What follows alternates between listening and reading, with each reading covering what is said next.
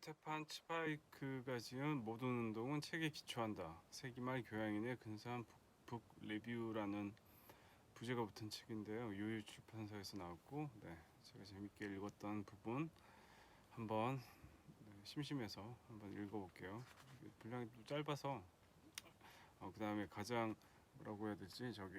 가장 짧은 인상적인 단평의 효과적인 그런 훌륭한 예가 아닌가 해서 읽어보도록 하겠습니다.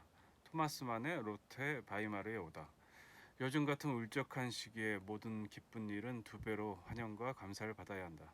분명 걸작이며 어쩌면 부덴브로크가의 사람들, 마으산, 영웅서사시 요셉과 그 형제들보다 더욱더 추천할 만한 작품인 토마스 만의 새 소설 로테 바이마르에 오다는 우리에게 바로 그런 고귀하고 순수한 종류의 기쁨을 안겨준다.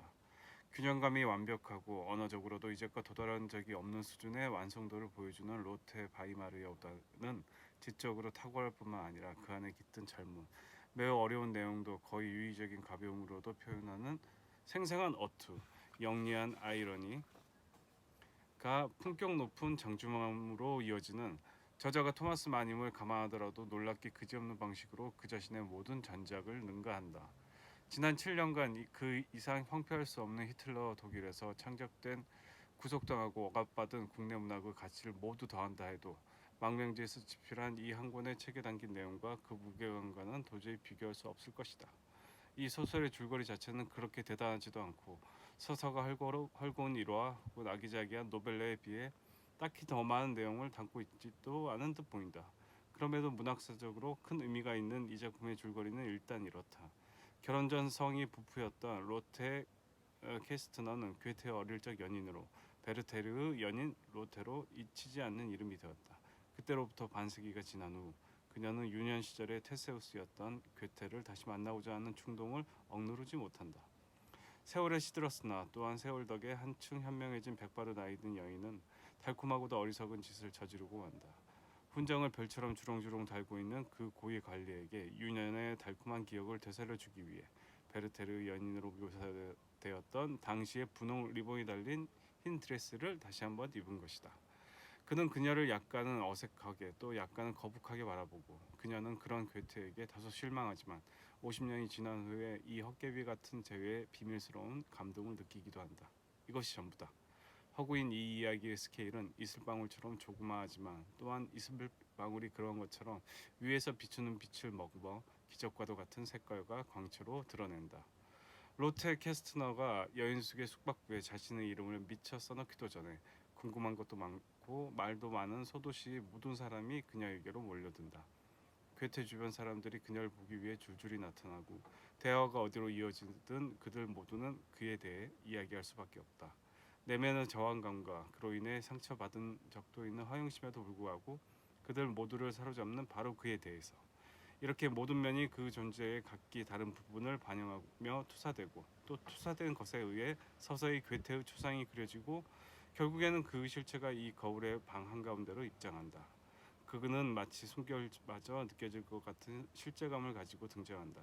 그것은 내가 아는 그 어떤 소설의 성취와도 비교할 수 없는 현실의 초상이자 내면에 습득된 초상이다. 내면에서 습득된 초상이다. 그도 지상의 존재와 불가분의 속성인 편협을 지냈지만 그것을 압도하는 외모 뒤로 점점 더 환하게 빛나는 빛 안에서 점차 소멸해 간다. 다른 사람과의 관계에서 그 어떤 행동의 대담성이나 무모함에도 위축되지 않는 일종의 독특한 조용성에 의해 그 내면으로부터 하나의 형상이 만들어지고 그런 식으로 모든 동작과 목소리 톤과 몸짓 하나하나가 그 외양의 활기를 불어넣는다. 풍부한 문헌학적 자료에도 불구하고 그동안 우리는 시인의 진짜 모습과 문학적 재료로 꾸며진 모습을 구분해낼 능력이 없었던 것이다.